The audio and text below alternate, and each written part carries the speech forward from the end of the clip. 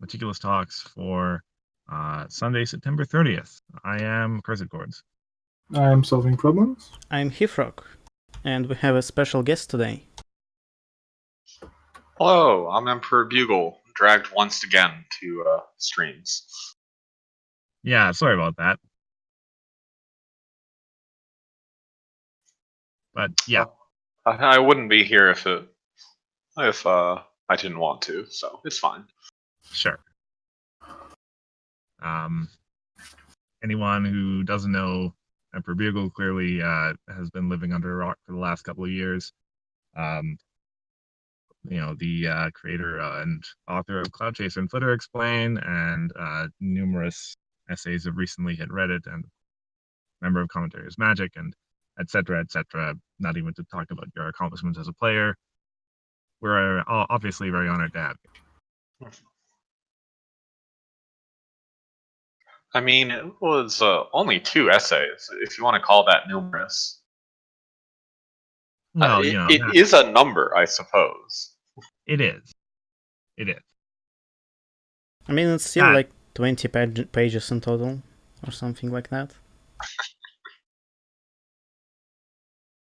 As I have frequently said, I am very wordy.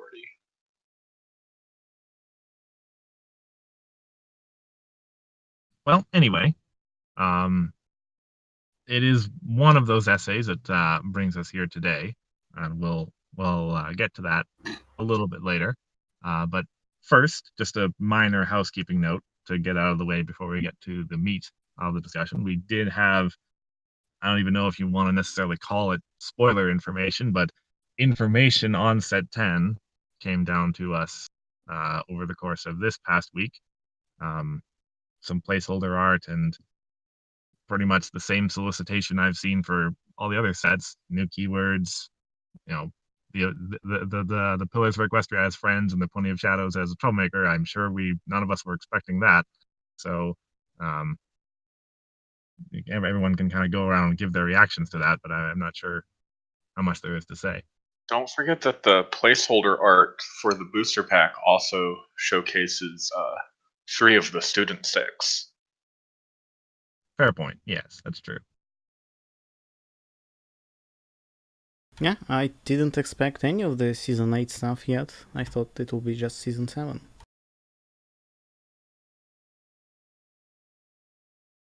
Yeah, that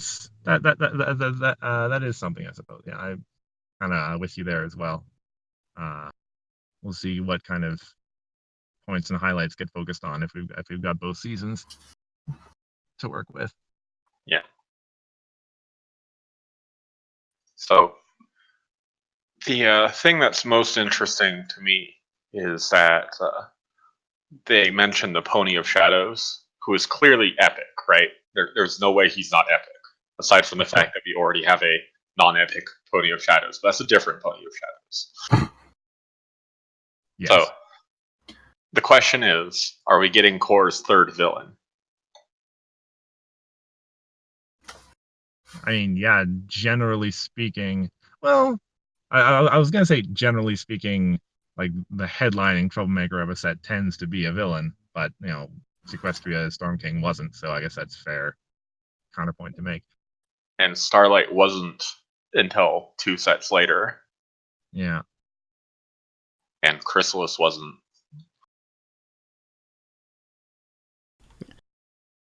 I mean, I think. Yeah. I mean, I was gonna say probably yes. I mean, we could use a few more, I think. So. I would say flavor-wise, it makes sense to make him a villain, but at the same time, Storm King and Chrysalis are also kind of villains.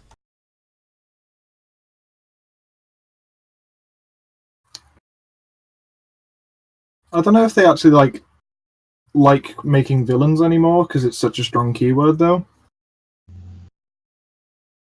They seem to purposely avoid it. Well, they're certainly being more sort of cautious about it than they've been in the past. Mm-hmm. What if we get a non-epic villain? I don't think that will ever happen.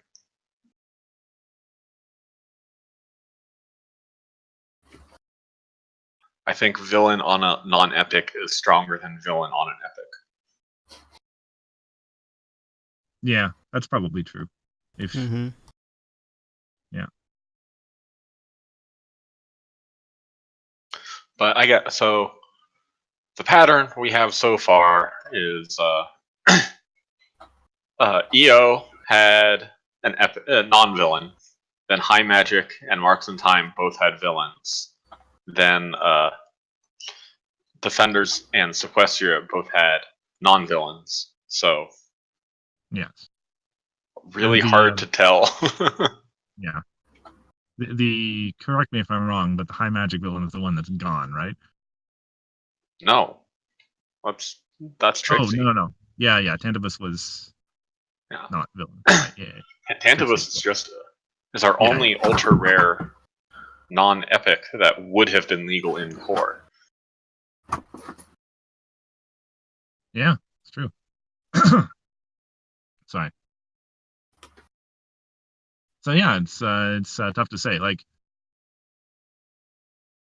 if farming like needs a little bit of help now that Applejack's gone, another epic would be um epic, obviously not necessarily villain, but Yeah. yeah.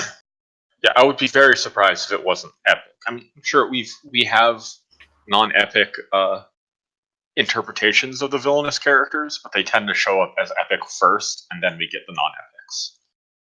Yeah. With the exception of Discord, who showed up as non-epic at the same time as epic. But Discord cheats. I was about to say that's more of an exception to the rule rather than the rules.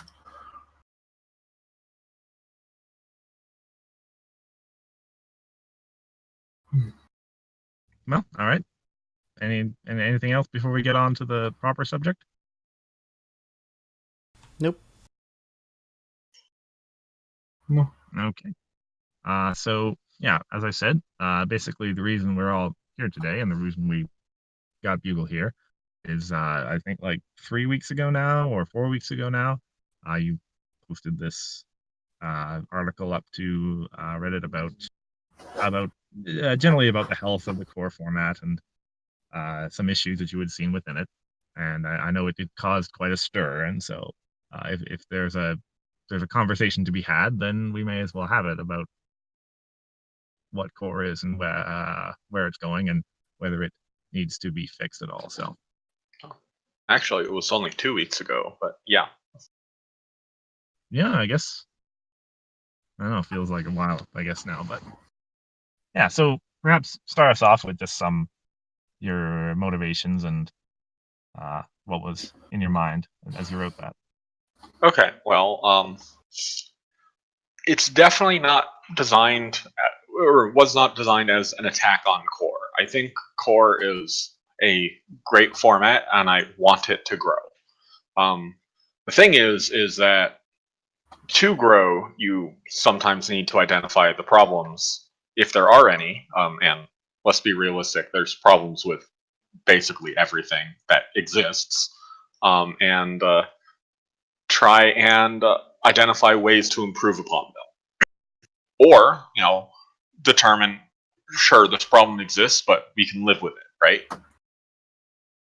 That's also a valid thing to do. I've worked in QA for a while, so I know that's an outcome that happens a lot. It's true.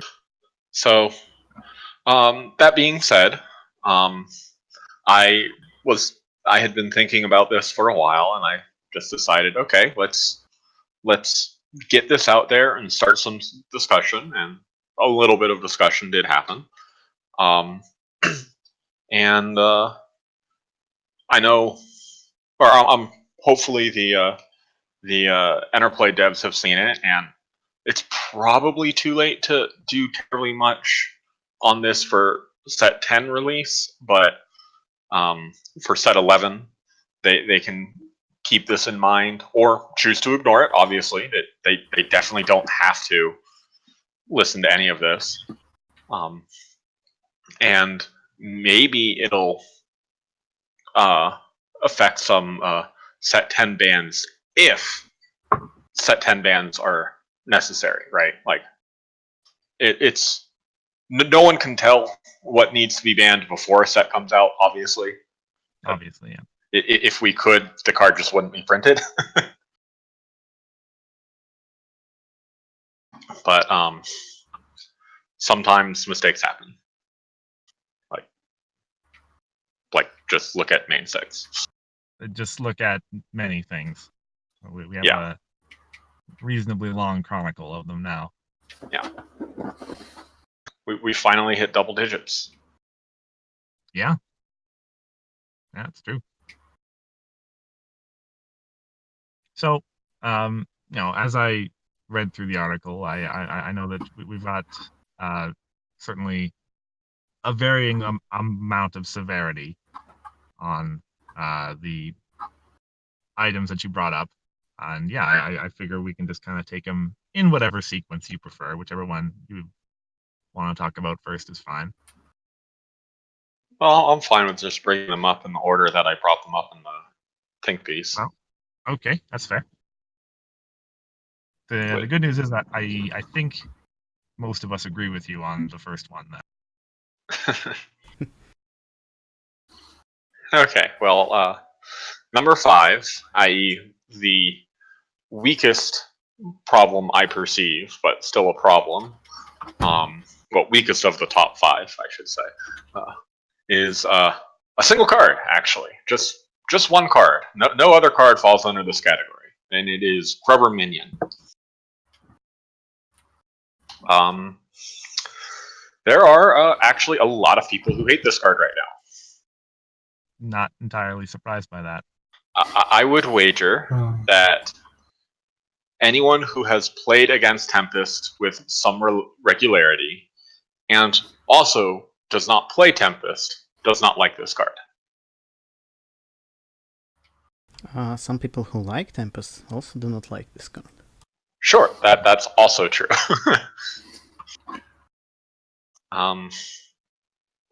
So, as a reminder for anyone who is unfamiliar with what Grubber Minion does, he has 2 abilities. One ability is that when he's uncovered or put into play face up, the opponent discards a card of their choice. I have never seen this ability ever used. Has anybody? I don't think so. I don't think I ever seen Grubber outside of Tempest main decks. Yeah, because his other ability, the more potent one, is if you have a Tempest main or a Tempest Shadow card, which can be a main, a friend, or a troublemaker, then you look at the opponent's hand and you choose a card for them to discard. Which, is not something we have never seen before. Like, we have Dream Seas, which is very similar. We have Soprano, which is also very similar. The difference, of course, is that Tempest happens to be a main character who can put a troublemaker into play from their deck, face up, turn 1.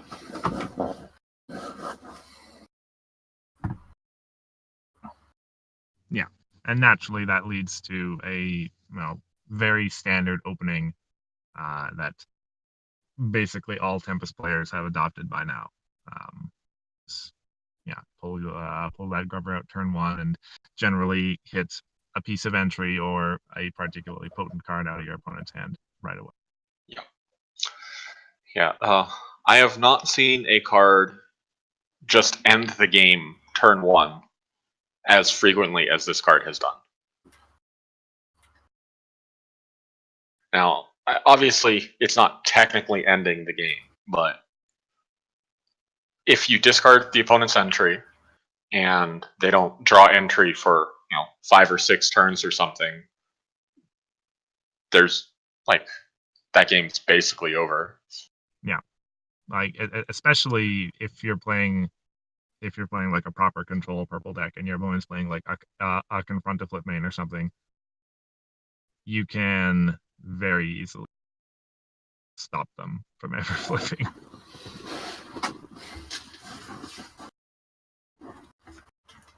So when I read, yeah. No, go ahead. When I read through that section, I had a question. Why do you think that Grubber is the problem, not Tempest? So, okay. Well, part of the thing is if two cards interact and one of them is a main, I would prefer not to ban the main if possible. Another thing is that I do bring up Tempest later anyway. Grubber would definitely be more fine if we did not have Tempest as a main character, because then he wouldn't always be superpowered. You'd have to have a Tempest somewhere. But the fact that he is just always on in this deck, there's nothing you can do to counterplay it. It's just there, bam, and guaranteed. It is definitely the issue. So you could point to Tempest and say that's the problem, but Grubber is the one that is actively doing the thing, and I do think that Tempest is a fine main to have in a world where Grubber does not exist, and we also address point one, which we're going to get to when we get there.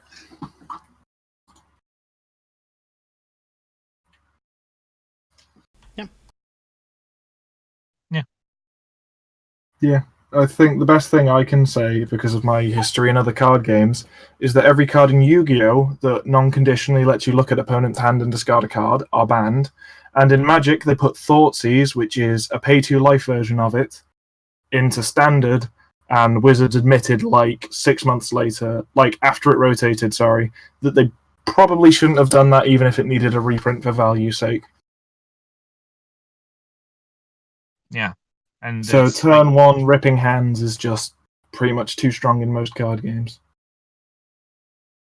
Mm-hmm. Yeah. And go ahead. While you can technically still turn one Dream Seize, you have to actually put some work into that. And it's conditional. Yeah, and it's conditional.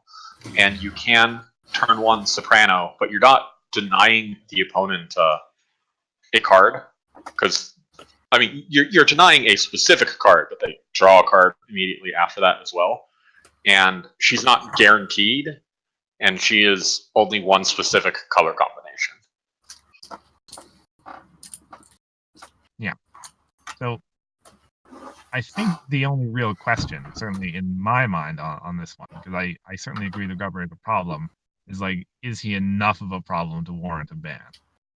Because I know you point out in the article that it would be really great if we could just have him draw to replace or make him worth a point or whatever, and I agree with that, but errata kind of is a bad idea.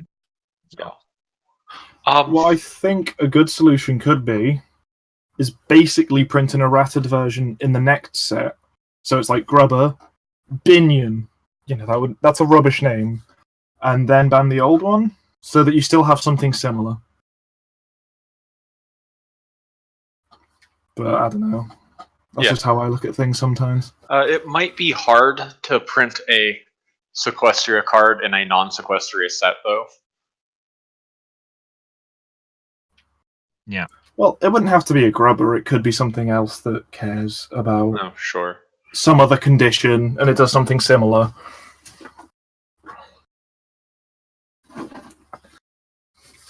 Yeah, I mean that's kind of a hacky way to get around the problem, but I guess it would work. But yeah, I definitely feel that the interaction between the two is just very unfun, and like I said, can sometimes just end the game. Now, to be fair, it doesn't always end the game. That's the worst case scenario. Sometimes it just is just a very powerful start, and I'm all for powerful starts. Like, powerful starts are fine, but it's just a little too strong, I feel. This is the kind of thing that, like, if this is allowed to be in the game, like, tournaments should really be best of threes. Yeah, it's less of an issue if sideboards are a thing, but they're really not. let me just side in 5 more entry since. Yeah. Just cool. I'll take out these cards that are bad versus control and just put an entry so it's harder to get rid of it. Go.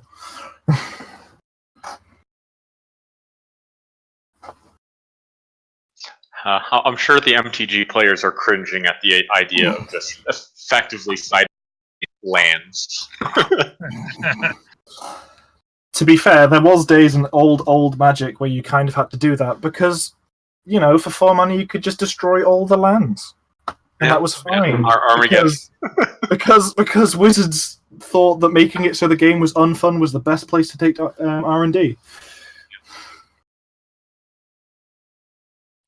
But yeah, like I said in the article, my preferred fix would be to magically go back in time and have Grubber specifically not work with Banes, or even just uncover, right? Yeah.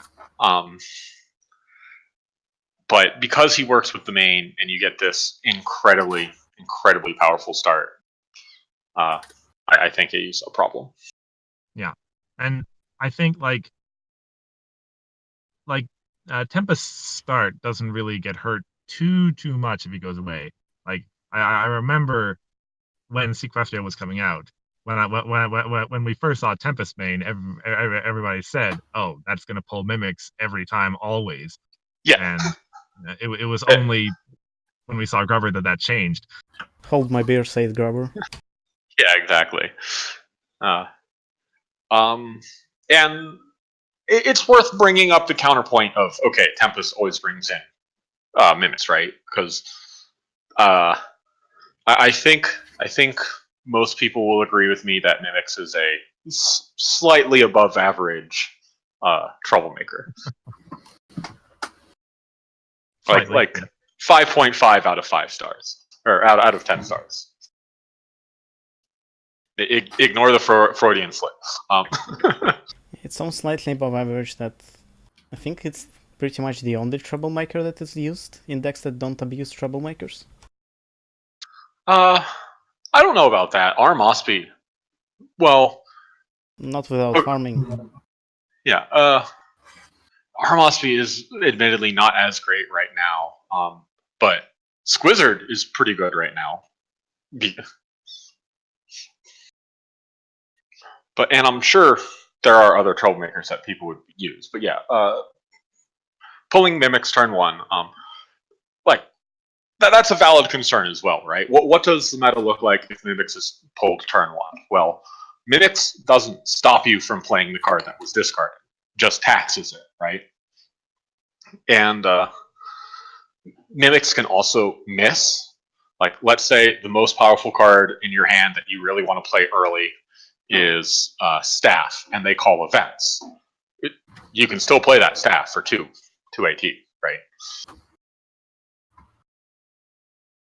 Yeah, I feel like Mimics is actually most powerful in like the kind of late early to early mid game where you actually want to stop the opponent from DFOing.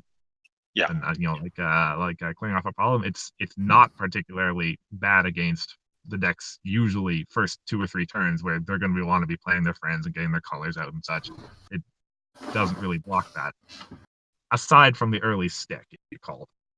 Yeah, or motivational speech or barrel, but yeah. Also, and I do feel this is very, very important, Mimics is worth a point. You can beat it up and get rewarded for it.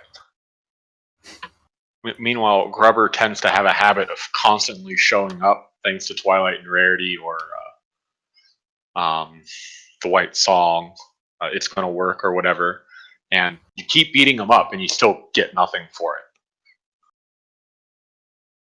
In fact, you're punished for beating them up because they're just bringing it back from the discard.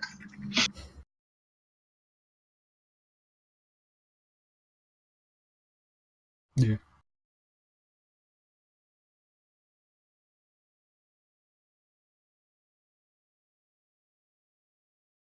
Yeah, Okay. I don't think I have anything else to say here. That long punctuated silence will be our transition, I suppose. Fair enough. Okay, so point 4, which is secretly 2 points combined into one, but I just refer to it as the AT disparity problem. So, does anyone remember Cloud Chaser Flexible Flyer? Yeah. Yeah. I'm a little surprised you do actually hit that. That's an old card. Yeah, but I have 3 of them. Okay. And she kind of is one of the faces that launched the ship there. But yes, so Cloud Chaser was a very important tool to aggro back in the day. Like even the pink version of Hot Wings and the deck that got second place, or not, the top aggro deck that got fourth place, or top 4 at Continentals last year was running Cloud Chasers.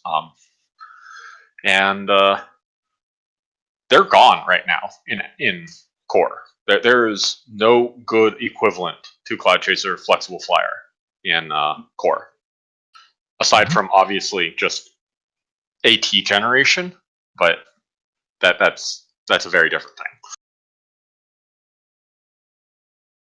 And I kind of feel that blue needs one of these, or if not blue, like aggro in general or something. And we do have a few cards that are kind of like this. We have the one Vinyl who costs 3 and you have to move something first. We have Wonderbolt Stadium, but you can only have one of those in play and you have to be playing orange. We have Apple Bloom, but she makes you discard a card. Like there's just no equivalent. There's Kind of Castle of has Friendship. Castle of Friendship is AT game though. Yeah. There's like what's the problem? The pink problem. Secret to Every Pony. Yes. Now, Secret to Every Pony is a very, very strong card, but it is a problem. Yeah. Though it does combo very nicely with Hasty, which is awesome. Anyway, continue. So that's one half of the problem, as I feel that aggro doesn't really have the AT, the ways to cheat on AT that it used to. And on the other hand, purple is drowning in AT generators. Like, so as a thought experiment, Cursed, I'm going to put you on the spot here. How many AT generators can you think of in core that are playable, even if don't see terribly much play right now? Oh, I think I can answer that one. Well, I mean, there's 9 at least. You don't see Sunburst very much, but I've played him. He's definitely playable.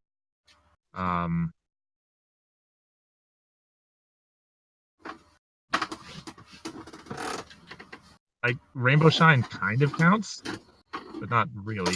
You mean strictly AT generators, right? I'm going to say strictly AT gen. Yes. Yeah. Yeah, I'm gonna go with those 3. With those 3 pink cards. Yeah. Yeah. Oh, sorry, I said 9 because I automatically multiplied them all by 3 in my head, but. I would add Zikora here. She's great. She doesn't see much Zikora. play, but she is a good card. That's my a really opinion. good point, actually. Yep, I would count Sakura. I would also count Castle of Friendship, if only because it is our one non-friend based AT generator right now, and so some decks might actually want to splash into it, though admittedly not many will. There's kinda sweet apple hackers. The factory, you mean? Yeah. Yes, that one. Yeah. I don't actually think that one's playable, since you need to remove a counter, and it's not terribly easy to get counters anymore. Yeah, with Applejack gone, it's quite not really reliable. I am going to count Bodyguard, though. Well, Bodyguard isn't purple. I did say purple, didn't I? Yeah. That's my why fault. I wouldn't count the Castle of Friendship, because The castle. You can play it in purple, but yeah, that's fine. There's back Daring to? Do poster. which I know Hithrock. Oh yeah, I love that likes. card. Yeah. And there's also one that everyone has forgotten about. Gun Betty. Princess Twilight Sparkle, Ambassador of Friendship. Oh yeah, I thought you were going Oh. to say Gun Betty because I think that's actually that pretty card, playable. isn't it? Good point. But yeah, the point is there. Purple has a lot. An entrance exam. Can't forget that. Oh yeah. Yep. I put entrance exam in my every deck. I don't think we actually said Factory Jack. I think we just all implied Factory Jack, but never actually said her. Well, yeah, I said the 3, and we all knew I was talking about cover to cover, Factory Jack and Sunburst, right? Mm-hmm. Yeah. But yeah, the point is purple is not at want for AT generation, and right now it is very easy to be running 5 or 6 in your deck with basically no cost, aside from the deck size cost. And Factory Jack specifically, I feel, is just busted card because she gets online turn 1. Now, most of those cards are actually probably like the issue is not any of these specific cards, except for maybe Factory Jack, but let's ignore that for now. The issue is the quantity at which these arrive, or not arrive, exist at the same time. You can basically be running all of these cards and just always have a massive AT advantage, where other colors can't compete with that, right? Have you ever played a game where the opponent goes turn 1 Factory Jack, turn 2 cover to cover, cover to cover? Yeah, it was me. Yes. Yeah. I won that game though. Woo. Oh, did you actually? Yes, that was during the tournament where I took Party of One the deck, and I flipped Double Diamond pretty much instantly. It was never dealt with, so after I Party of One, he had like 57 action tokens and nothing to do with them. Okay. Absolutely hilarious. Okay, fair enough. Typically, they win the game because of it, yes. Yes. But I went very prepared for stuff like that, but I don't think it works anymore due to other things coming in.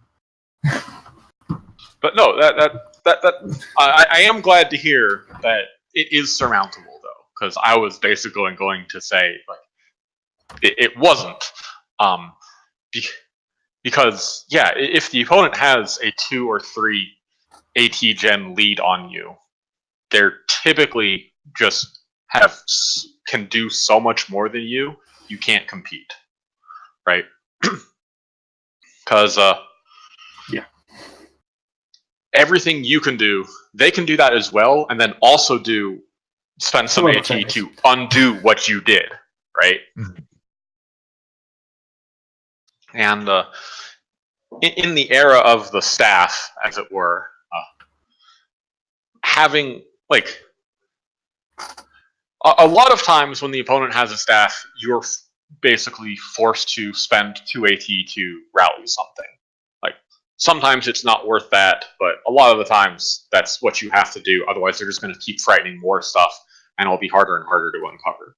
So so staff is kind of like a negative AT gen for the opponent. Like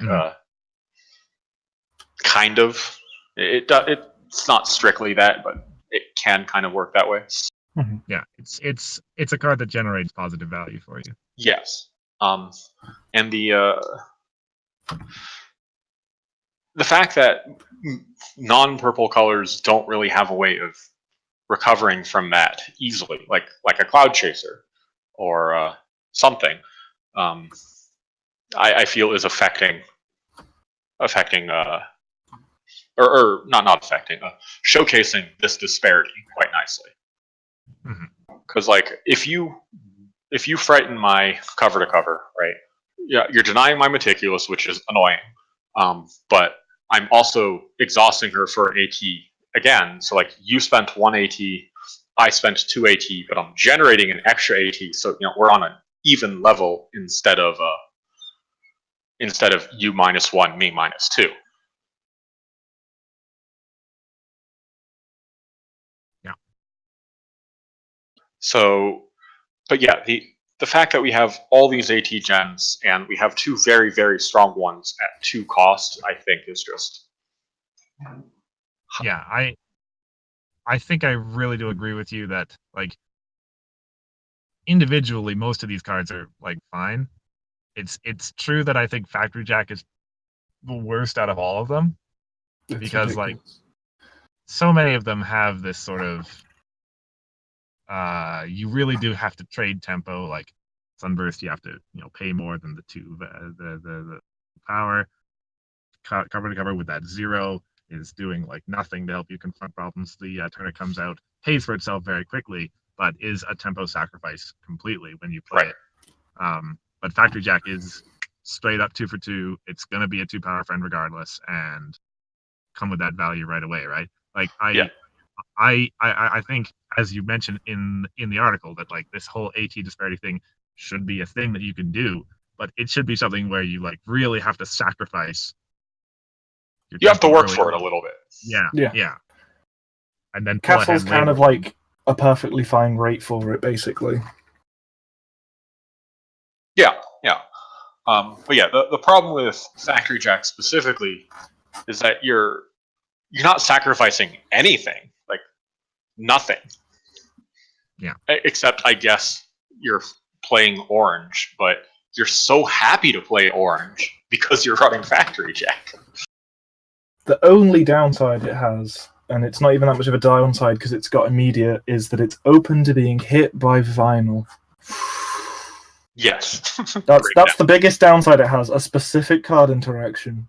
Woo! Yeah, and many cards have that. Exactly. Yeah, you could make the argument that, well, you have to start with trading traditions, but as we're going to get to later, you were going to start with trading traditions. Don't lie. Yeah. So, in one of your counterpoints, which I highly agree with, that other colors have other things to cheat with AT. Like, look at Hot Wings. Hot Wings can pull off face-offs like out of 3 AT on like 7 power problems. And that's basically like not spending AT is saving AT. Like it's generating AT. And I agree that like the amount of AT gen that is purple orange, let's say purple orange, because like if we discount Factory Jack, I think it's more or less fine. Like other colors have their own things, and purple has cover to covers. And if we don't account for Factory Jack.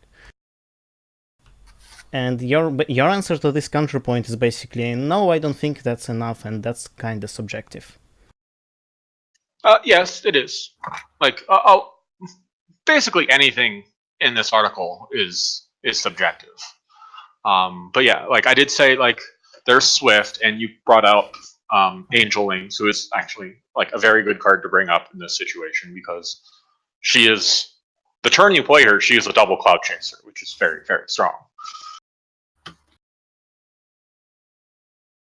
And I'm willing to admit that it might be fine not having a Cloud Chaser or whatever, but I feel that right now either aggro needs a better tool to boost it up, or control needs something to make it more on even ground. Yeah. And speaking of even ground, no, she is not the answer. That, yeah. You segued us perfectly there. No. Yeah. As someone who's tested on even ground many times before, they just use them to draw cards or anything else, and they're still ahead by miles. Yeah. Yeah, on even ground works. Like, if on even ground was a on-enters play ability, she would be fine. I would say run on even ground. But she's not. So if the opponent has immediates in hand that they can play, they just play those and then they didn't lose anything. and on the rest of their turns, like you said, they just draw cards or they play more cards or whatever.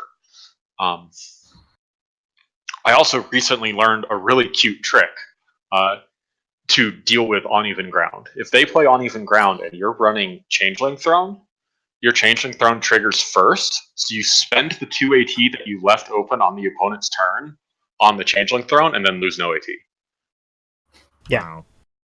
Wow. We actually had that came up in our real play group a week ago. And yeah. It was very convenient that you can use Changing Throne. Yeah. But yes, uneven ground can surprise the control player by making them lose a little bit of AT. Usually, they don't tend to stockpile too much AT if they think that uneven ground is a problem. But yeah, after that, you're in the position where the control player still says, well, I'm still gaining 6 AT a turn and you're gaining 3, so I'm just going to do twice as much as you, and you can't bank anymore. Thanks. Yeah. The problem with control, that control usually relies on playing stuff on opponent's turn, and it becomes a conundrum how much ET you should leave to counter your opponent immediately. Yeah, that is valid.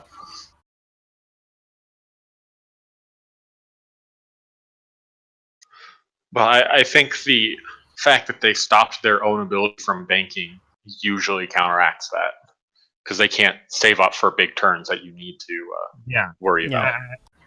Aggro often is the deck that will just bank and pass sometimes because they want that big DFO on the next turn or whatever. Yeah, if there's nothing you can do, it's like, why play friends? Why move characters if nothing meaningful is going to happen? So you pass and bank, but now you stop your own ability of doing that. There's also, I guess, Philomena, but Philomena is even worse at doing this than uneven ground, because she's not a surprise, and she does let the opponent hold that 2 that they were going to hold anyway. Though, I do think, while we're talking about yellow, if we saw a fair Fluttershy Guidance Counselor, that could actually help this issue as well. Yeah, and it would even, if they were to make a card like that, they could do it like as one of those sort of almost joke cards that clearly references the first and says, "Yes, this is just a version of Guidance Counselor." Yeah, like it would be like Starlight Glimmer Guidance Counselor or something. Yes, Starlight Glimmer Guidance Counselor. But yeah, but the what I meant by fair is that it can't, like uneven ground, it can't hit your AT that you gain at start of turn. It can only hit AT that you gained through other means. Like, so, kind of like what's that card? Spooky Ruins, except instead of for card draw, it's for AT gain. Troublemaker like Double Diamond but for AT. Sure, that could work too. Though wouldn't help aggro so much. It would be a control counter to control, but that's still fine. Like, I think that's actually an interesting card. I think Tantibus was supposed to be that, but problems happened. Things happened.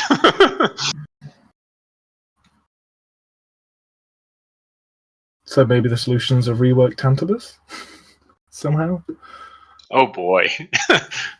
This is like the second time we bring up like reworking some old band card. And also, we should bring back Penny Lane. Penny Lane would, even out the AT disparity, and we can't bring back Penny Lane without, making Hooves score legal. So let's do that too. Because purple pink is a thing right now, after all.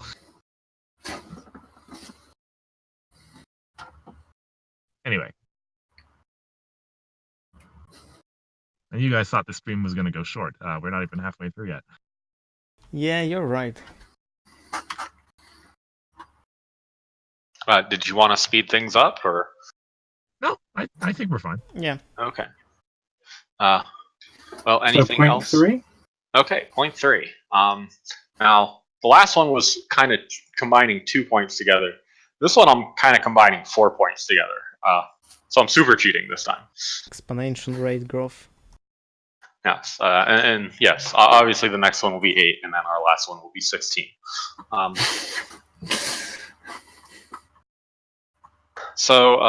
But yeah, the heading that I put these problems under is actually problems. It is problem selection. There are let's see, there are 4 issues, right? I said, sorry. The first one is that problems typically cost a lot to confront right now. We have very few cards that are less than 6. 6 is the standard for most problems right now. We have not a lot of 2 bonus problems. We have 3 colors in core with 0 2 bonus problems that are not colorless.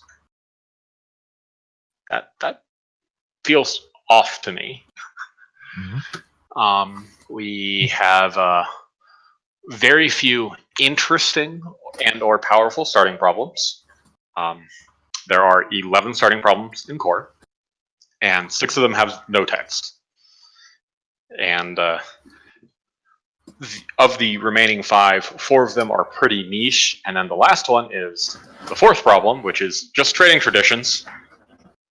Trading traditions is a very, very strong card. Now, to address that last one first, I do not necessarily think in a vacuum trading traditions is a problem. Like, I think it's very, very strong. But the issue is that the other starting problems are just not good compared to trading traditions, that you just always choose trading traditions. And I think that's a problem. Yeah, trading traditions enables so much in like terms of how you can construct your deck, in terms of how your opening plays are going to look, compared to compare that to any other starting problem, as you say, and yeah, there's no comparison at all. Really. Gonna throw this out there. I genuinely think trading traditions is bad card design.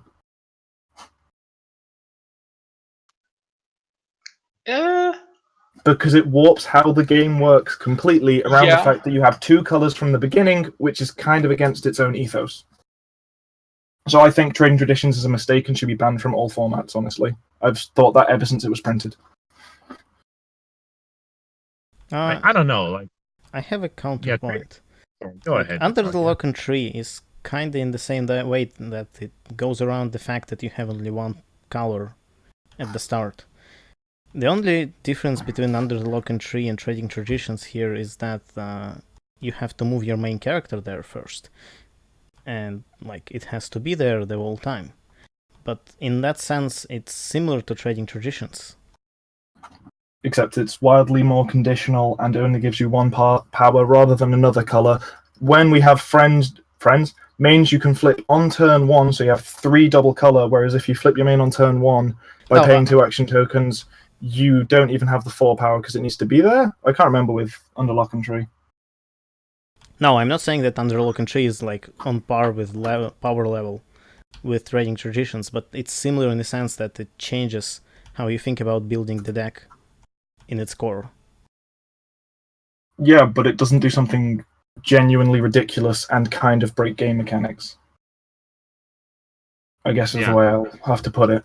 Like, I feel like, and this is something that I kind of touched on in the article that I put to Reddit month, is that like, if core was, say, a faster rotating format, like trading traditions would have been totally fine. And it's just like, hey, this is the block where trading traditions existed, and the game changed, and hey, that was cool. But yeah, like, and it's sometimes worth pointing out that trading traditions has actually only been with us for like 3 sets, right? Sorry, Marks, Defenders, Sequestria. Yeah. That's also 2.5 years, notably, but only 3 sets.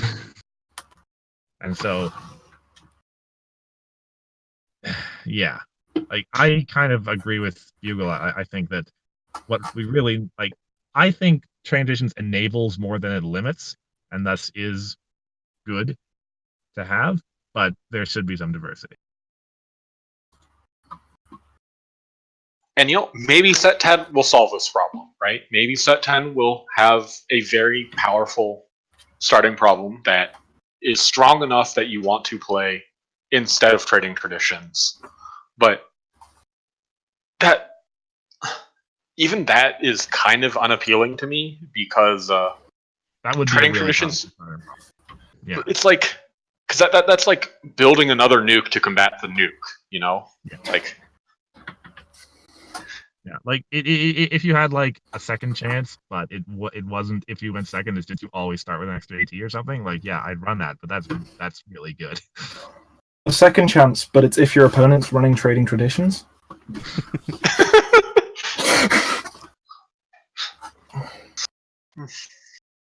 I think that card would be really bad post rotation.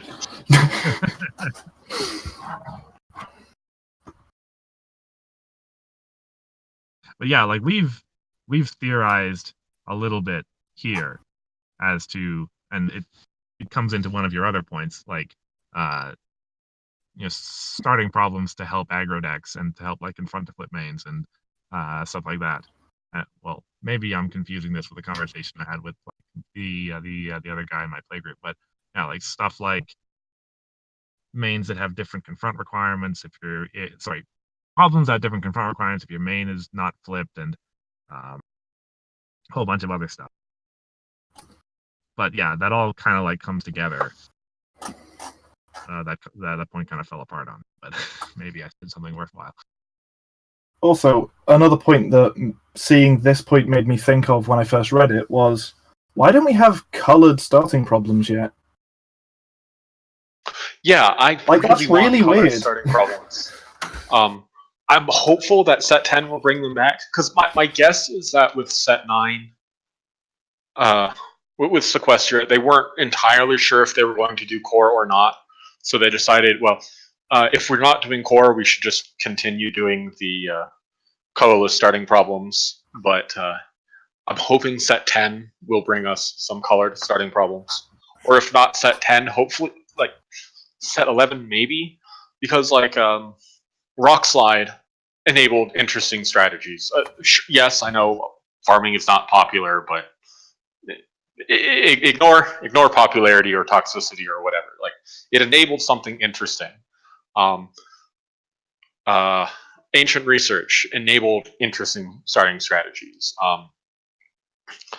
Social Obligations enabled interesting starting strategies. And there's probably one or two other colored starting problems that I'm forgetting that are actually, fine cards to start the game with that we just lost.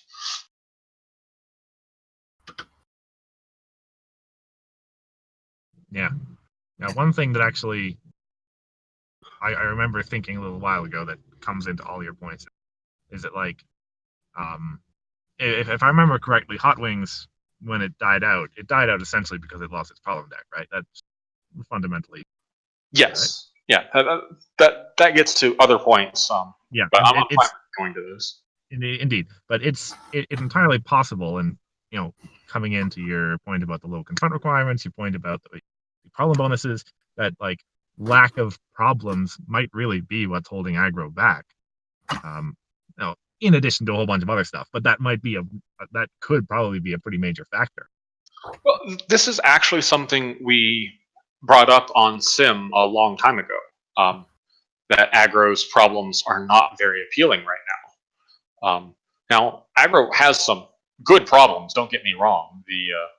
The 0 point problem that moves a character when you confront it is a very, very strong problem, for example, even at 0 bonus.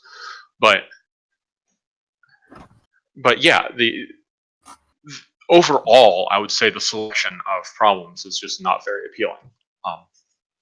Yeah, to go back to those 2 points, very few problems are large to confront, and there are very few 2 bonus problems.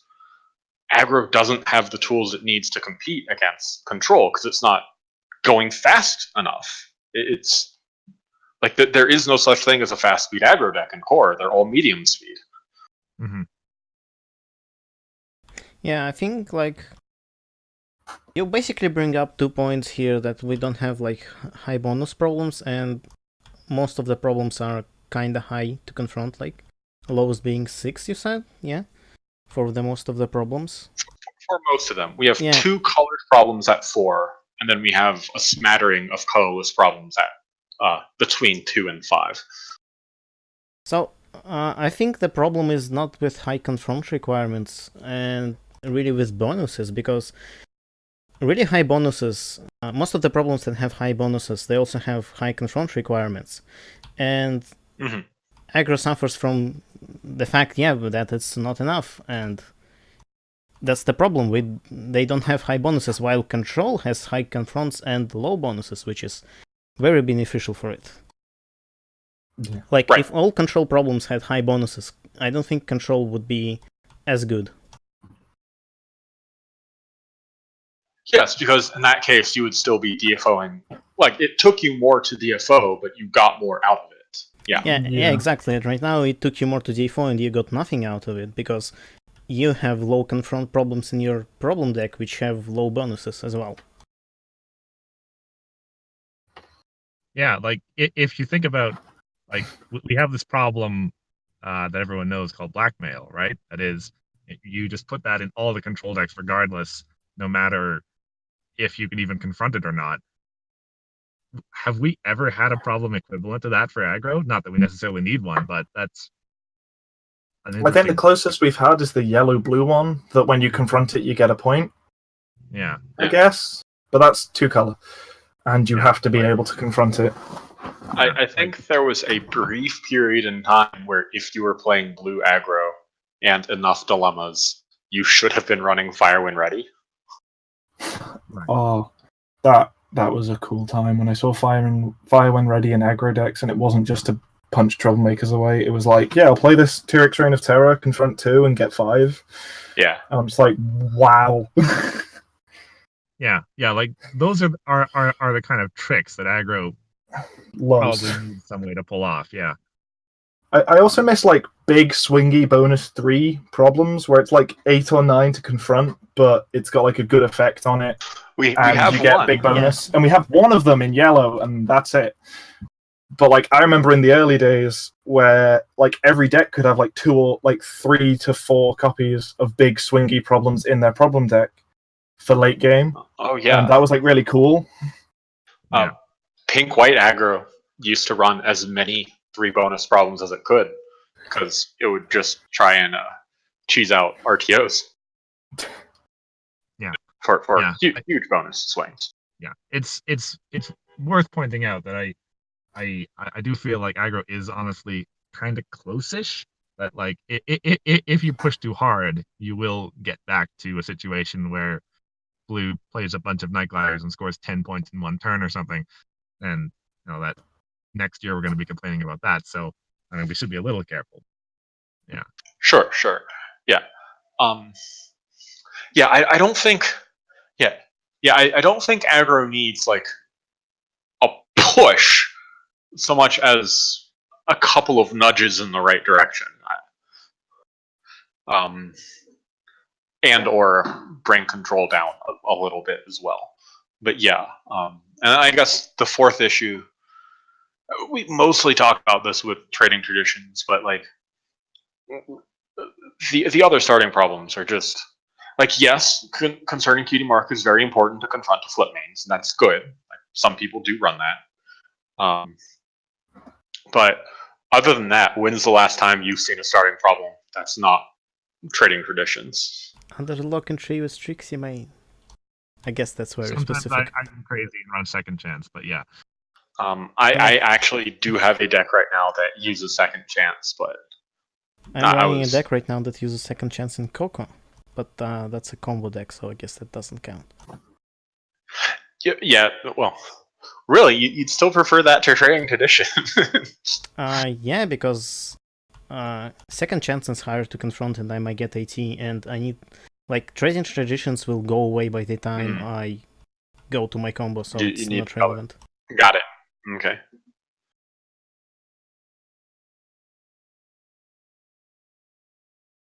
But yeah, okay. So, well, I'm glad to see that it's not a not zero amount, but It's I like would still wait it's for like it. a 1%. Yeah. Yeah, I'd say maybe 5%.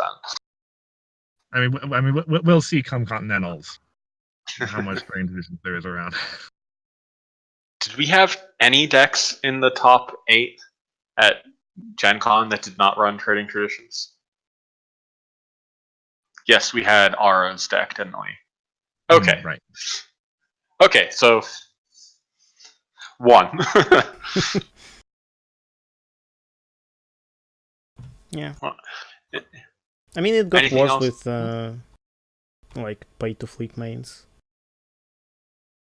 Way worse. Yeah, like it's true that like we talked about Tempest already, but yeah, like being able to flip turn 1 and have a troublemaker out already, and now like your colors are set so long as so long as strange traditions doesn't go away is like really strong for purple. Yeah. And while you have them, you set up like you play friends, so you settle on those colors even when trading traditions goes away. Yeah. So, do we have any other suggested ways of addressing this issue, or is I it? think probably the best way to quote unquote, fix it is colored starting problems that are really good rewards. Mhm. I think that's probably the And way to very do it. 'Cause specific. if you make a colorless starting problem to try and fight trading traditions, you've either just made a ridiculously strong card, or you've made something that somehow hoses it really well, or something like that. Mhm. But if you go, oh yeah, if you're playing blue, here's a reward, that sort of feels better Right. to card design and dynamics and stuff.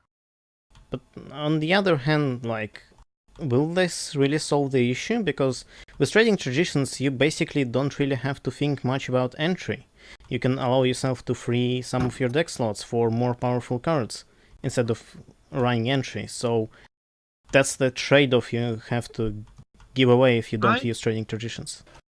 I'm not sure how much train traditions helps that. Like these Sequestria mains are really what cut down the amount of entry I need to put in my deck. I certainly still devote a few to my off color because like bait and switch is a card, and um removal, we're gonna get to that, but like those your your sources of entry do tend to get picked off from time. So I'm not sure if like train traditions' effect on your deck space is really that pronounced, given that the sequester mains exist. But then that's my experience. I feel that it allows you to run more. It lets you run stuff like Factory Jack and say this is entry into orange. Yeah, that's a good point.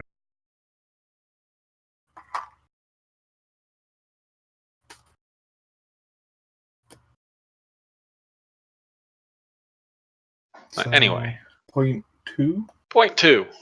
Punctuated silence. Let's go. Yeah, point 2. This might be the most controversial one. This is one that I'm expecting the most pushback on from you guys. I 100% agree with you, considering I built pink-white removal control when there was only 3 sets in core. I 50%. I totally agree that there is so much removal, and it's all pretty good. Like, there's nothing wrong with it. If I could take 3 sets from this and build a control deck that consistently destroys friends at least twice a turn or once a turn, now that there's 5, it's only going to be a bit worse. And losing farming means that you can just be like, cool, if I just kill all the friends, they can't really score points. Right. Now, point 2 is there's a large amount of removal / disruption in core, right? We actually didn't lose that much going from Harmony to core. Like, we lost TSUV, we lost Lasso Jack. yeah, I'm sure we Yoink. Yoink and Party Bomb, I guess. A variety of pink things that were middlingly good. Yeah. But yeah, and we lost most of the villain. That's actually a pretty good one. But yeah, so I don't know if you can pull this up easily or not, and we don't necessarily need to, but I did provide a 63 card list of powerful cards that either make friends leave play permanently or disrupt them enough to where they're not confronting or not doing what they're supposed to be doing at that time or whatever. And 63 is a lot. Like, you could run the Singleton deck and have cards to cut. I dropped the link in the chat. Yeah, there you go. Just so Sure. people can use it if they want to have a quick look. That's not a bad idea. Give me a second. But now not all these cards see play like at all time, which obviously. But and some of them are kind of invalidated by other cards. That are just kind of better forms of X. Yeah, but like I included them on the list because they might if let's say we ban belly flop, one of these other cards might just take its place and it didn't really address this issue kind of thing.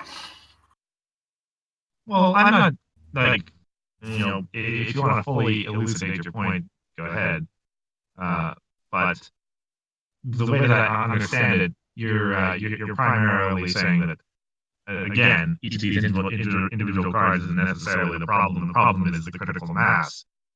In that sense, even if one replaces the other, you're still kind of working towards fixing the problem. Yes. Yeah. But the problem is definitely the critical mass. Let's see.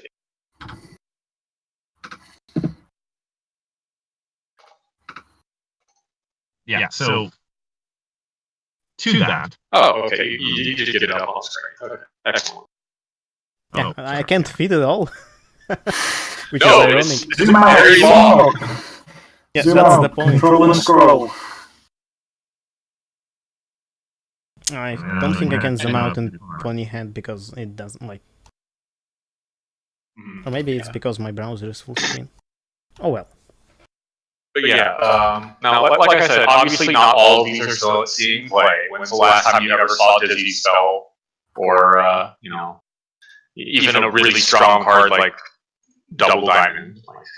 Effectively never, right? At least not in very recent memory. I for one think that like disruption itself is more or less fine. It's just the removal that we have a lot. Sure, that's if we that's had way valid. less removal, but we had like still around the same amount of just disruption, like soft removal or other forms of disruption, it will be fine. But with removal, it's just you can't rely on any friend being in play for more than one turn. That's how I feel, at least when I build decks and play the game. Like, I'm fine with being disrupted, but the stuff I play just doesn't persist, and if my deck relies on a couple of key cards, it doesn't work as well because I can't rely on them. Yeah, like to bring up a example that I'm sure many of us have seen hit play a lot recently. Celestia Dayshift is a very, very, very powerful card, right? But she tends to stick around for a turn, maybe two if you're lucky. Yeah. So she doesn't really get the chance to shine. And combined with like Desert Road, like she might have actually done nothing except contribute 2 power for 1 turn. Mm-hmm. Or Nupcakes. Sure, yeah, Nupcakes, yeah. That's probably the most common card that they hit her, or something. You know? I mean, belly flop. Yeah. Speaking from the purple perspective, that's generally what you do. It's like, well, you code whatever. Your is just getting that cake. So my what I would say to this is that again, to come back to this whole time versus set thing, it's worth remembering that even though we've had a year before, we've only had 1 set worth of it. Why is it not okay to just say that, you know, this happened to be a removal heavy meta, but it's only been 1 set worth of it? Like, you know, if 2 sets go by and we're still pulling super removal like this, then yeah, we'll say this is a problem. But you know, this just happened to be the way that the game was played during the Sequestria meta. Well, the thing is it's been going on for longer than just Sequestria. Look at the Hot Wings meta. That was a very removal heavy meta as well. And that's what Hot Wings is about, isn't it? It's not just an aggro deck, it's really great at controlling. Yeah, and the decks that came out to combat that were Toolbox Control, You Have No Friends decks. Mm-hmm. To some degree, yeah.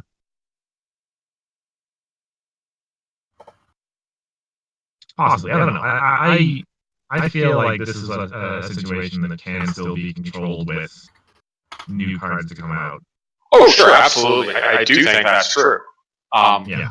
Like I don't think I think I specifically said actually that, you know, I don't think banning any specific card is going to solve the issue. Though there might be some offenders that are so strong that we don't want them anymore. Berry Punch. If I was going to ban just 1 card on this list, it would be Berry Punch or Swirl. Yes. But again, I don't know that it needs to be. I'm not even going to assert that it should, but I do think the critical mass is not great. But I do think probably the best way we could deal with this would be to print better Bryans and better Appaloozas, right? Yeah. But what if, like, going back to the set's perspective, what if we look at this way? For now, most of the removal we have is up to defenders, like Sequestria has some of the removal, but most of the disruption is on previous sets. And after we print a lot of things that deal with them, and then all those things rotate out, suddenly removal is not viable at all. Yeah, that could be an issue as well. Yeah. Well, you know, that's the kind of thing that I'd assume that Interplay would kind of monitor, right? Like, print a whole bunch of stuff that helps in, say, Prince Forever. And then if that does it, and if that at any point does it, then in the next set, maybe print a little bit more removal. And, you know, try to keep it balanced, right? Well, I think also another issue with the idea of printing quote-unquote better Appaloozas and better Bryans is how do you do it? Because in terms of being able to quote-unquote remove things from play, there's bouncing, there's spinning to top of deck or otherwise, there's dismissal, there's taking control of and dismissing, I guess, right now, and retiring, there's banishing, and like, so do you print a card that just has all these words on it, or do you print a bunch of cards with all the separate words, and then like half your deck has to be just removal hoses, or what? Like, I hear people say that, oh, but this is a solution, but it's like, it's not though, because there's so many forms of removal that it goes, aha, I stopped you from killing my stuff with X. Okay, I'll get rid of it with this. Well, so like most of, like, you know, there is a catch-all sort of text decision that we've seen already that counters most of it, which is just to say the card can't leave play. Obviously, you would never you would never like print that on a friend, but you can put that on like a resource or, you know, and attach it to a friend or something. you could put it on a friend with an enters play ability, but not a friend that just is always on, right? Well, yeah, like if it well, so the problem is if you have like too many of those and you like say your home limit's 4 and you've got 5, this friend can't leave play friends at home. Like how does that work? It doesn't by the current rules. Well, yeah. Yeah. Well, no, it does work. You just skip the home limit thing. We have cards already that deal with that. Like if you play bats and you have 10 friends at home, you don't retire things to home limit. Oh, okay. Because your friends just are not allowed to leave play.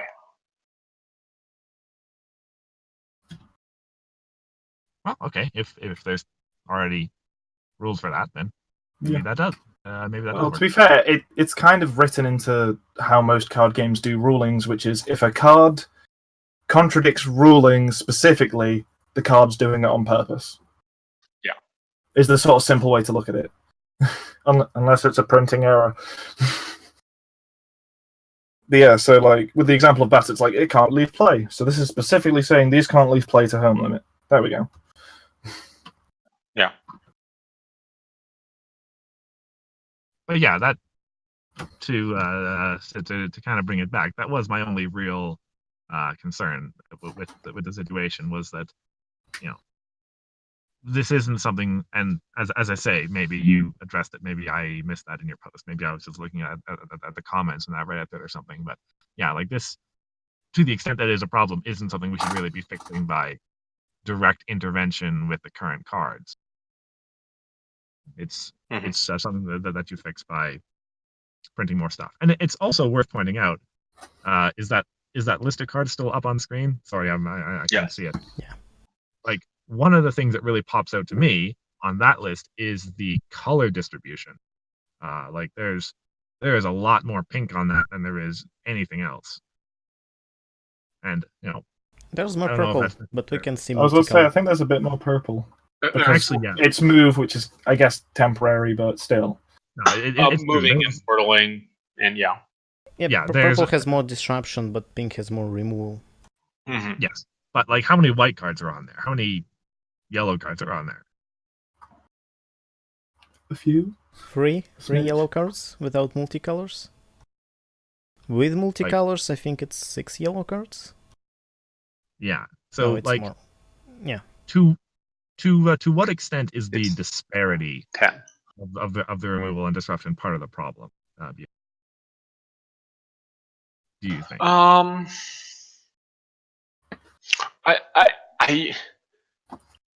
I don't think it's a disparity issue at all here, because if you're just giving more removal to the other colors, then you're just emphasizing that this is the removal meta, and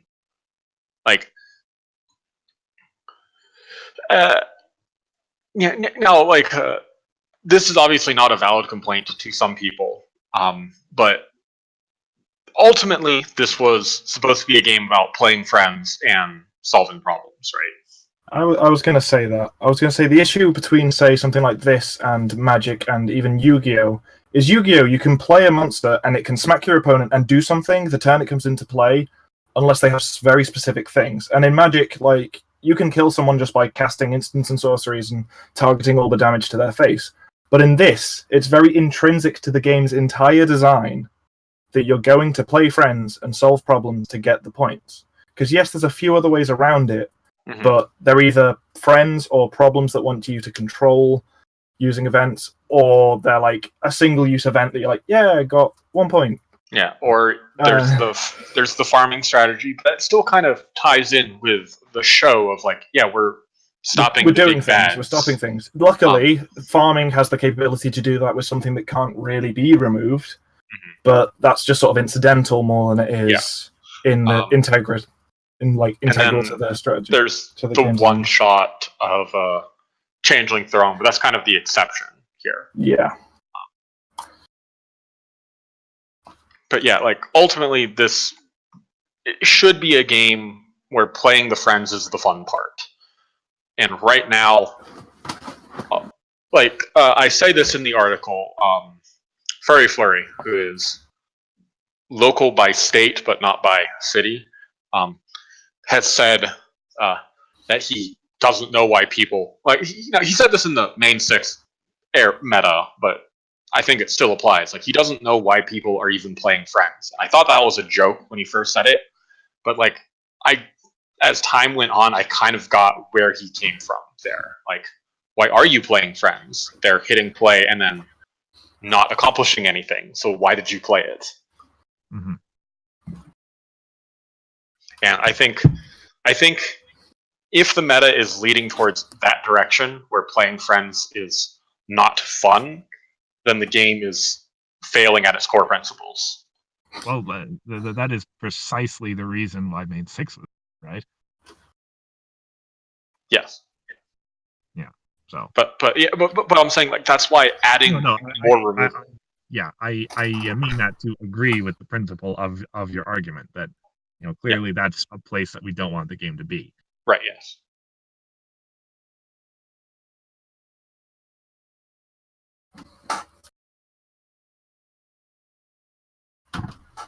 Okay. I want to put one thing on the color distribution since you started this.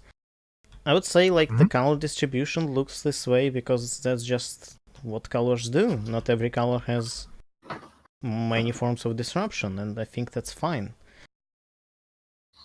I mean, the overall amount is not fine, but that's the fact that some colors have more disruption than the other colors is fine. It's just they're specific things. Yeah. I also think, probably the last point, a thing I notice in Magic is there's a lot of removal spells that are just kind of not good. Like, there's a lot of way too expensive, not very good, and there's loads of removal in Standard right now. But if it's above 4 mana and not instant, it's probably just bad. Because against aggro, you're going to be paying 5 mana to get rid of one thing that cost them 3. And it's oh great, that did amazing. And the issue, I think, with all the removal in this game is none of it is just bad. It's all fine. You could probably justify running any of these cards. Yeah, any of the cards listed there, I think you could get away with running. That is not every removal card in core. There are some that I did not include. Like the photo finish that banishes something if the opponent moved no characters. That's not a good card. That's just too conditioned. But this list is all cards that's these are all efficient enough to just be played. So the fact that there's this much efficient removal to be played is, I think, the issue, not just that there's a lot of removal. If there was a lot of removal designed for limited, say, that's just 4 action tokens, dismiss a friend, and maybe it's got a condition on it and it's got a high requirement. It's no one's ever going to play that except for in the pre-release and draft. I think it's the fact that all these removal spells are just good. I think a good example of this is Funny Business.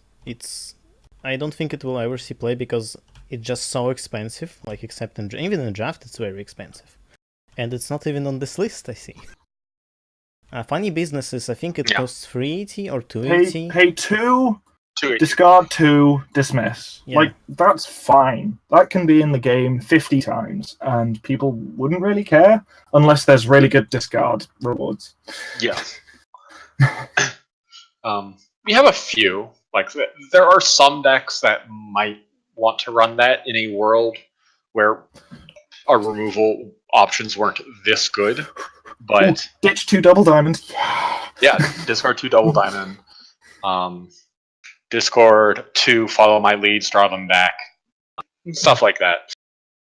Yeah, but that's fine. Having that kind of stuff is that enables you to build cool decks. Yeah. Right. Now, funnily enough, I did actually include a Petite Sneeze, even though I did not include Funny Business. But I guess it's because Petite Sneeze hits every permanent type in the game. Yeah. I think Petite Sneeze is actually a better card, which is saying something. Petite Sneeze is not a particularly strong card. I'm not advocating for that, but it's a card that I think could see play in the right meta. But anyway, point 1, or do we still have stuff to talk about with removal? No, I think the point I made there is the last thing I have to say. I think, and Yeah. I think I'm pretty sure we all agree with you on point one, for what it's Yeah, that worth. as soon as they were like, I want to debate with Bugle, I was like, you've got to agree with them on the last thing, right? Yes, yes. Yeah. Cool. Like we have we have dedicated time on this stream to discuss this very problem, I'm pretty sure. So Mhm. Yeah, I'm pretty sure like we've gone on tangents where we're just like, oh man, this would be really good if X color had a main. Oh wait, it doesn't. Yeah. But yeah, the go ahead. point number one is our poor main selection. And to be as bleak as possible, there are two viable mains in core right now, which is probably honestly being a little too bleak, but most people can see where that is coming from, I would think. Yeah. The two mains being Skystar and Tempest. Oh, I thought you were talking about Discord. Discord. Yeah, best yellow main. Get out. They're the best mains in core right now, right? Yeah, Yep. yeah. Now, I did list what I saw as the one A tier main in core, which is Bluna. Though if you read my previous, the article I came out with a couple of days ago, you might see that I have retracted that statement. And I think there are actually two more mains that might be A tier, though no one is running them. Zero people are, well, like one person is running Seleno, and I'm the only person running Rarity right now. This is Rarity Ambassador of Generosity. Yeah, I love that card. I think it's super cool. I remember, like, I have a couple deck lists on file for her, but I had considered them kind of jokes and not actually the real deal. But anyway, I loved making trolley decks where you just made it so your opponent's home limit is 0. That was so fun. Mm-hmm. But anyway, I'll get to the A tier mains in a moment. But let's start with the S tier mains, right? Okay. Well, actually, before we get to that, I would say every other main, including crowd favorites like Scootaloo and Thorax, are at best B tier. Now, tiers are completely arbitrary. I'm making this up entirely. This is just based off of my own personal biases and my observations of the meta, right? So, anyone at any point, feel free to contradict me and bring up why you think Trixie is SSS tier. We can talk about that for hours. Please no, please no, please no.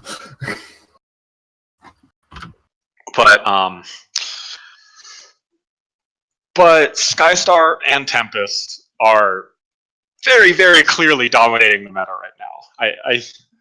I don't think people have the evidence to point to claim that is not true.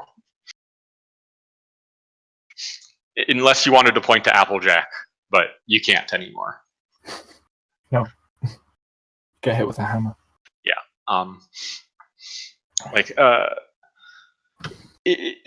At Continentals, we had only Skystar and Tempest make top 8, except for the one Bluna deck. Congratulations to Godot for sticking to his guns and proving Bluna can compete with the big girls. But they're everywhere, and there's a reason for it.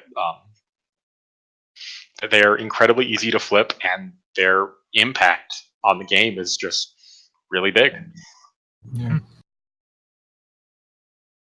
I think easy to flip is the primary point here, because Mm-hmm. in your tier list, we can notice this, that you mentioned also Bluna and Ambassador Generosity, sorry. And they're also kind of easy to flip. You Selena, don't have to do much. Yeah, and Selena as well. Like, all of them are not hard to flip. Mm-hmm. Yeah, and it's actually interesting to me that you mentioned impact. Like the three mains from Sequestria that have emerged and been good are the ones that have honestly very simple things that they do, right?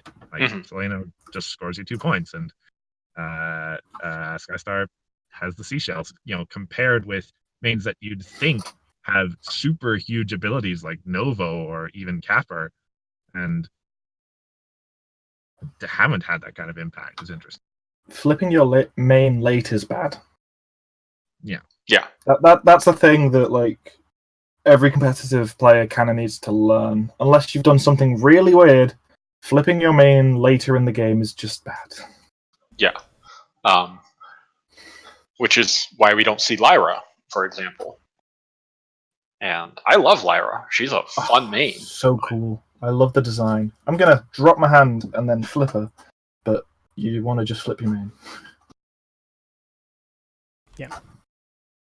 But yeah, talking about Solano and to a degree, Rarity, Ambassador of Generosity. A large reason I think they actually can, why they work in the current meta, is because they have built-in ways of scoring points, and you don't need friends to enable those built-in ways of scoring points. And I think that's very viable in the current meta. Plus, as stated, you don't need to do much to flip them. Solano is pay 2, and you've done it. Congratulations. Same with Skystar and Tempest. Rarity is a little trickier, but all you need is for the opponent to have scored more points than you. And if they have not scored more points than you, you're doing great. I was going to say, the thing with Rarity is you either purposely stand back a turn and then do a more explosive turn later after you flipped your main, or you're just winning?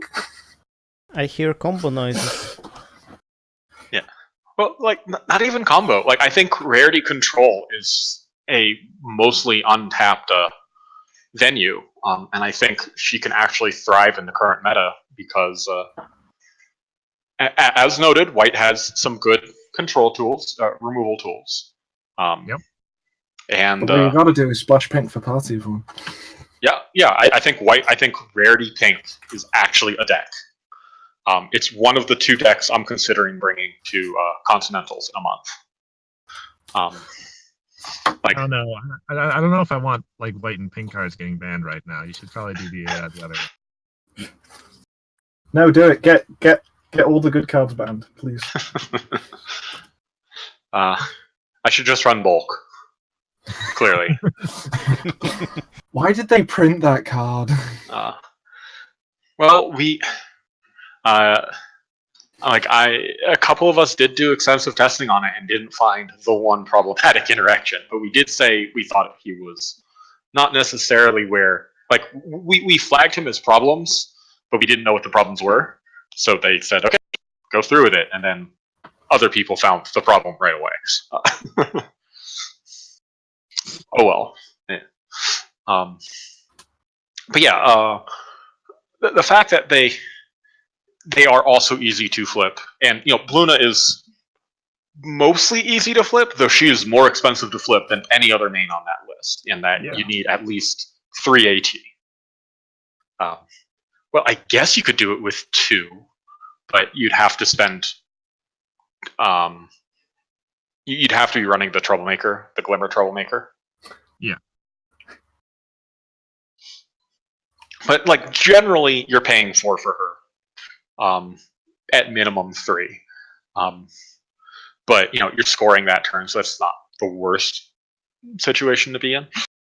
Yeah. And unlike every other main on this list, except for Rarity, she has a persistent ability. So you're doing something with your main past turn 1. Or turn 2, or whatever turn you're flipping your main. Rarity technically has abilities, but I don't know that they're actually terribly relevant. She has a -1 to home limit, which is and showy one. -1 to home limit isn't the worst or anything, but it's not. I don't think that's on par with Bluna's ability, right? Not as impactful. No, especially in a control game where you don't expect there to be much face-offs and stuff going home. And though she does work very well with the Chrysalis Epic. I'm just going to move all your stuff home. I think another problem with mains, I don't remember if you brought it up or not, is that not every color has like a generically good main that will fit into any deck.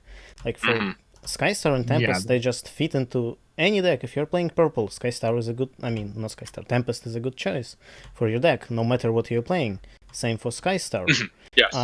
Other mains you brought up, they're as well just generic, like Ambassador Generosity. You just said it yourself. Her ability on booster side isn't really relevant.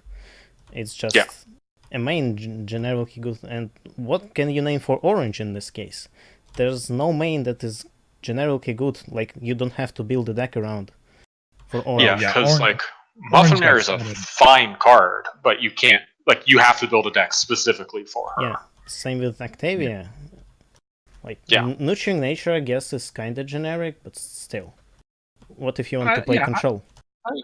I honestly think that that Nurturing Nature is fine for yellow, but yeah, like maybe yellow control needs a main to work with. But I'd say Discord. Orange Discord. Yeah, but like orange especially because it lost Applejack and clearly needs a replacement. But and white too. Yeah, they just need like granted. No, white has rarity. I think rarity is good in the current meta. Yeah, it's true. And as I had said to some of you guys earlier, I've recently warmed up to Capper as well, and I think he's honestly not terrible. Capper is the only main that can counteract a turn 1 Grubber. Mm-hmm. The problem with Capper, he's still a main that you kind of build deck around. It's not as bad as Muffinmire, but still. Absolutely. Like it's you. He says you want your deck to all be even powered stuff. It's like it's not all like you can still use some cards that are odd powered. It's just about taking chances, like and having probabilities. But still, it requires some deck building around him. Yeah, definitely. Yeah, running 45 odd cards is not the way to build a Capper. Why not? Just for the memes. Well, actually, so Capper was announced like in the middle of the Silver Spanner that was no evens, and people were like, "Can I add Capper to this deck?" It's like, okay. So I had clearly done that challenge at the wrong time because people really wanted to put Capper into that deck. I think it's at the right time, otherwise everyone would run Capper. And it would be awful because their main would do nothing. Hey, you'd pay 2 to flip your main, which is better than a lot of the other choices. Yeah. Admittedly, for Silver Spanner, that's often pretty good. But yeah, obviously Silver Spanner shouldn't really come into this conversation. But yeah, and I guess the other. Let's go back to Tempest and Skystar really quickly. They really, really bully confront to flip mains. Both of them do. Tempest obviously bullies them by going, "Haha, there's a troublemaker in the way." And I probably discarded your best way of confronting my problem.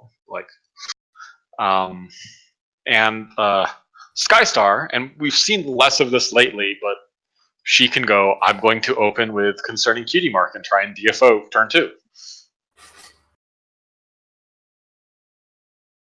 Yep.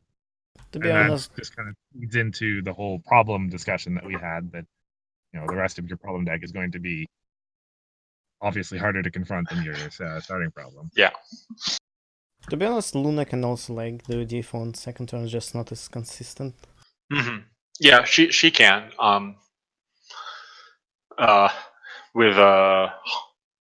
You can do Hot Wings shenanigans. Mm-hmm. I actually did that with Skystar and Trading Traditions. It was like, okay, let me just go Angel Wings. Doesn't matter what friend the last one is. And then the 2 seashells, and got rid of your trading traditions.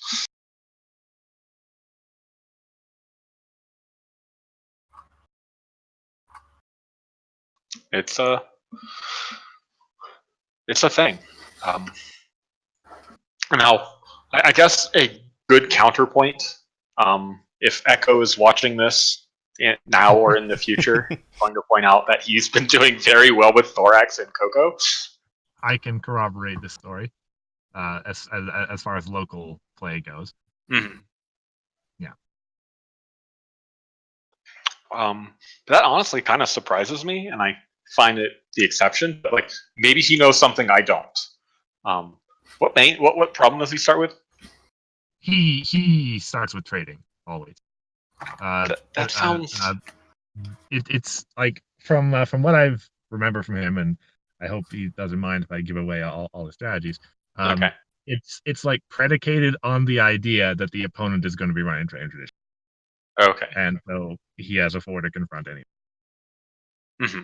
Right, because Staff and Flim and Flam and Aloe can all flip on turn 2 on trading traditions. Yeah. Well, in his case, it's like, Rainbow Dash and Gummies but yes. Oh, okay, sure. Yeah.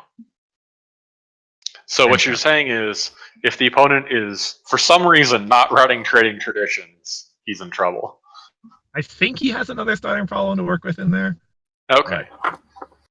Lock and tree or considering keeping mark. We generally don't see much of his deck, so I'm not sure. Oh, okay. Fair enough. But I do know he's been doing well with that. But he has also said he has not played against top deck like BRB or Chaos Control, so he doesn't know how it works against hard those. The BRB. Like before Coco 1, I played my version of the Portal deck against him, and he couldn't just do anything. Okay. Yeah, I would say like Flitter helped. Flitter is not in BRB, but I have one copy of Flitter in my deck, specifically against like Unicorns and Thoraxes. And as soon as I get that out, he can't really win. Yeah. And it's worth pointing out that like me playing Tempest, I have gotten turn 1 victories against him with Grubber as on occasion. Right.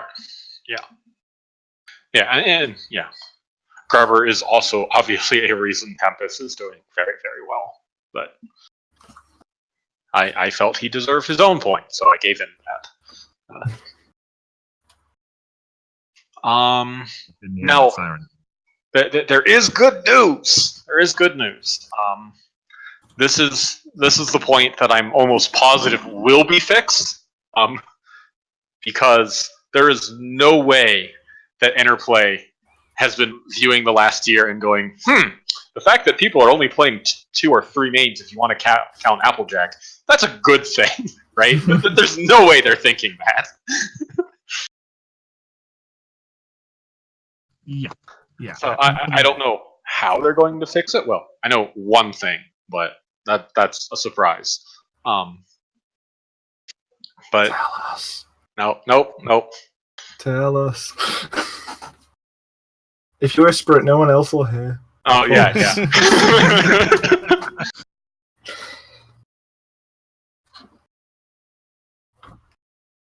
But yeah. I mean, we obviously know the next set's gonna have mains in it, and hopefully. Yeah.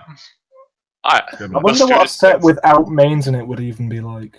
What's in time, except for Skidloop. But yeah, and there are things that you can print aside from mains to fix this as well, right? Like, you could print a starting problem to help address this issue. You could print some cards that just make it really easy to confront with your confront to flip main, right? Like would a starting problem that says troublemakers don't prevent you from confronting this be too good? I mean, in the current meta, I would say it's very, very good. I don't know that it's too good. It's certainly not. I would say, like, would it break the game levels, or would it be fine? Because I don't feel like it would break the game. Yeah. I don't know. If they print it, we'll find out very quickly, I'm sure. Yeah. Like because if that was a problem, if that was a starting problem, every aggro deck would run it, provided it was. Well, it could be color specific, and then only that color aggro deck would play it. I guess yellow. It's a yellow thing, isn't it? Yeah. Yeah, it's a yellow thing. Which, that's fine, honestly. I'm fine with promoting yellow. I would love. I'm fine with helping Thorix. If we wanted to make it blue, we could make like an ability on a problem where you can immediately challenge a troublemaker. Not immediately, but in your main phase. Well, with all your characters at the problem. Yeah, there's that. Blue could also just get like a immediate move your main to this problem or whatever. Yeah. Move there. Wow. That sounds really good. Yeah, not immediate, like main phase. But yeah, there are definitely ways. Like incredibly wacky that I don't think we should print this card, but like just off the top of my head, a friend with, if this is in your starting hand, you may reveal your hand and move your main to your starting problem or something like that. Like that could help immensely, obviously. Leyline effects. Yeah. Sounds interesting. That's wacky, but that's cool. That could be interesting. Yeah. I'm not necessarily sure that's what we should do. But that's a thing we could do. Or even a starting problem that is just like your main starts here. Yeah, I've been thinking about that a lot too, actually. And like in days when farming was a thing, that you'd think, oh, the farming decks would all run that. But yeah, I think that'd be fun. Yeah. But yeah, like so there are ways, and if Interplay didn't address this, like I would be very shocked. Granted, it took them a little bit to address Final Mod, but they've learned by introducing core. Yeah. No, by introducing Applejack and just making Mod worse. Yeah, but Vinyl is still there, right? I was about to say, what, they used power creep to get rid of one of the two cards. Ooh. But like, they also introduced Twilight, who became a staple, and then they introduced Luna, who became a staple, and like so they increased the power level of mains, which was good. But yeah. I'd love to see Ambassador back. Like outplay it instead of Tempest every other day if we had a way to flip her. Yeah, I gotta just run 9 Aloysiuses. I'm sure the opponent won't notice. Or a purple starting problem that says your main has Meticulous one. I know that's gross, but it's like that. I guess it could contend with Tempest then. You could make it like Ancient Research, like your main has Meticulous. Or if your main's here, it has Meticulous one, I guess. So it's basically the same as the old problem, but a little worse. Well, yeah, Meticulous one is interesting compared to look at top 2, reorganize them. Yeah, because you can ship it to the bottom instead of go, well, I have to draw it eventually. Yeah. Well, not eventually. You can just keep it on the second place until you get Meticulous. Or you flip it, yeah. Yeah. Because that was actually one of the neat things with Ancient Research was you could go, oh, I want to flip this card. Yeah, that's what's made Meticulous 2 such a great thing to have now. Yeah, and it's why we're not going to see a Meticulous 3. Oh my gosh. Meticulous it would have to be like an 8-cost thing or something stupid. Just play us scope things out every turn at the start of your ready phase. Yeah, that's called Selena Blue. Yeah. Meticulous 45, please. I want to reorganize my entire deck. Meticulous 45 is called Mod Mac. Yeah. Not if you're running like a 50-card deck or something. Meticulous X, where X is the number of cards in your draw deck. Yeah, that is Mod Mac. Mod Mac is Meticulous Infinity.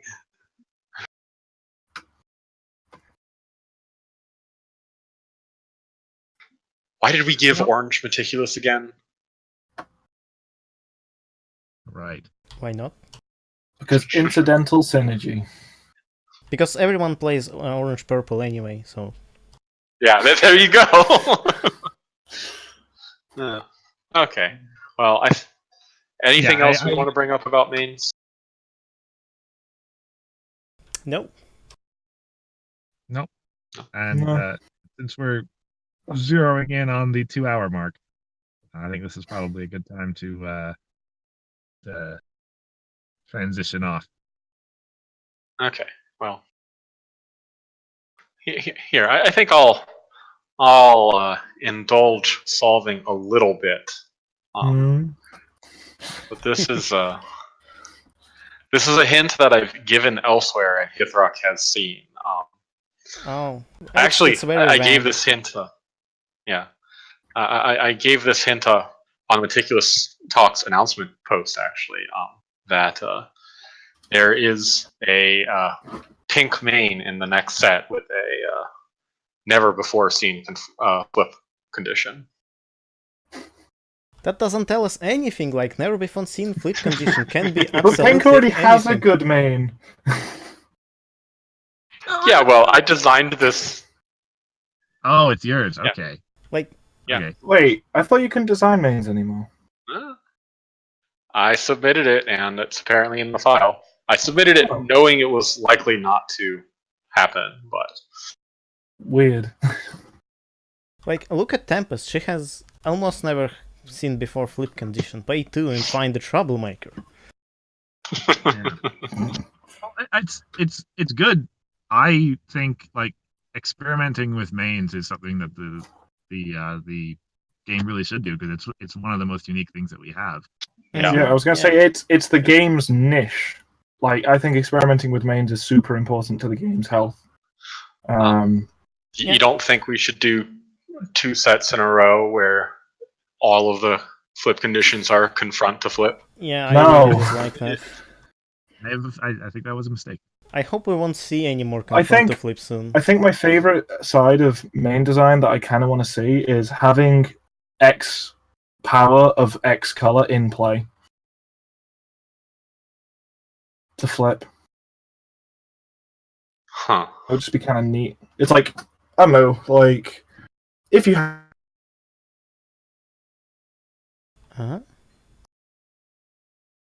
We lost you there. Yeah. I died partway through what I was saying. Yep. Maybe that's because you well, found out what like... actual flip condition is. Interplay Like, cut you off and you were about to spoil it. Spoil it. But like my thought is like, imagine like mains that's like a yellow main that's like, if you have 6 yellow power, so you have to play another 5 yellow power to flip it, and it's got like a pretty hefty reward for the flip side because it's awkward to do, especially in such a removal heavy meta and other things like that. Could actually be pretty interesting and a good design space. But I think it faces the same problem like a Scupper does. To flip it, you need to have like... You can't flip it right away, which is a problem.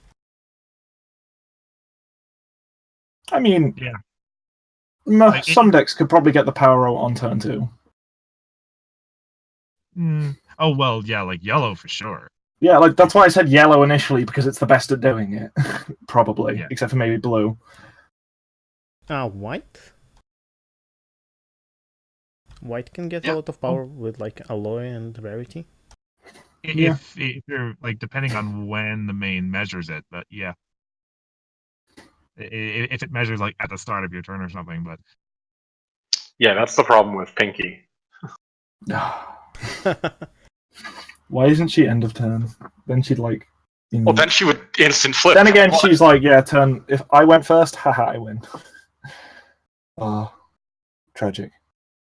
Yeah, I think Pinky would have worked better if it was just like, if you have 3 friends or whatever. Pinky would have worked better if she had the flip condition of the main, but I just can't. And you just teased us again. Fair enough. Hmm. Ooh, spooky. Ruins. Well, Okay, anyway. I've got another question about the card.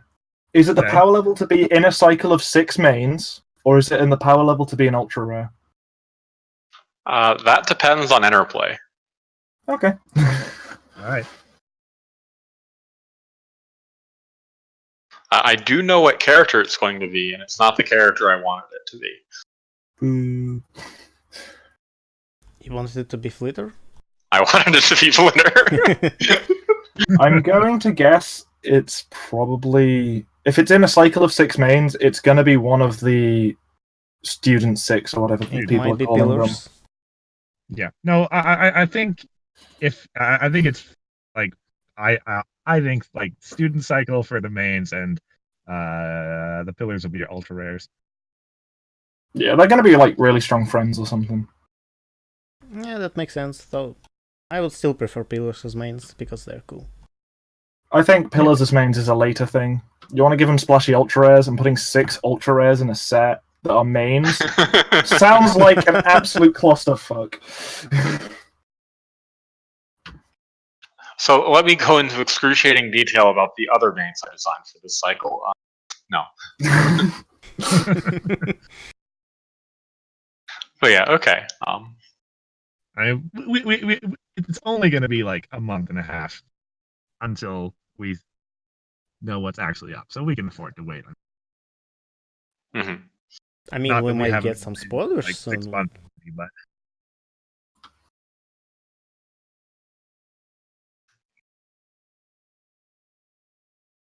Hopefully, in a fortnight, we'll have spoilers to talk about, and then the stream's theme is easy, and we don't have to think about it.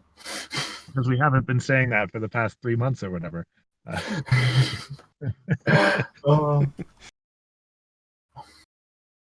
Well, anyway, I think that's it, right?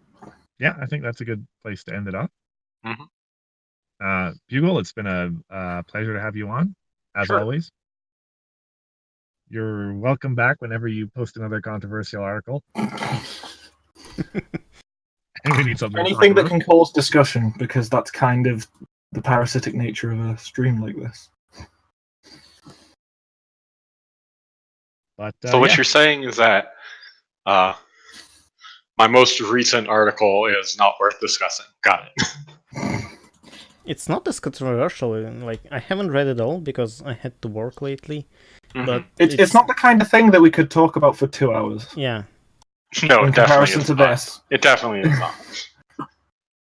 Like, when I read your article about core, there were some things I was disagreeing with, which I brought up on the stream. Mhm. But your second And that's good. article, there's nothing really to disagree with. You're just, oh, this might be good options for you to build around. Maybe I just didn't read until the end, and that's why I didn't. I will do that eventually. It's fine. Character or something. But no, yeah, the second one is definitely less negative, and therefore has it's trying to, rather than point out flaws, it's trying to say here's some things you should consider building for. Really, that's all it really is. So it was originally going to be a rant about aggro in the current competitive meta, but I decided to completely Wasn't change that your first article? Not in so many words. Yeah, I'm sure. We know what's coming up then. Well, anyway, yeah, that's probably going to be us for this week. If you got any friends who you know would like to see a stream but couldn't make it, check us out on YouTube. We archive everything, probably in the next couple of hours. So until 2 weeks from now, I have been Cursive Chords. I've been solving problems. I've been Hifrock. And our special guest, Emperor Bugle. Yes. And we'll see you in a fortnight. See you in a fortnight. See ya.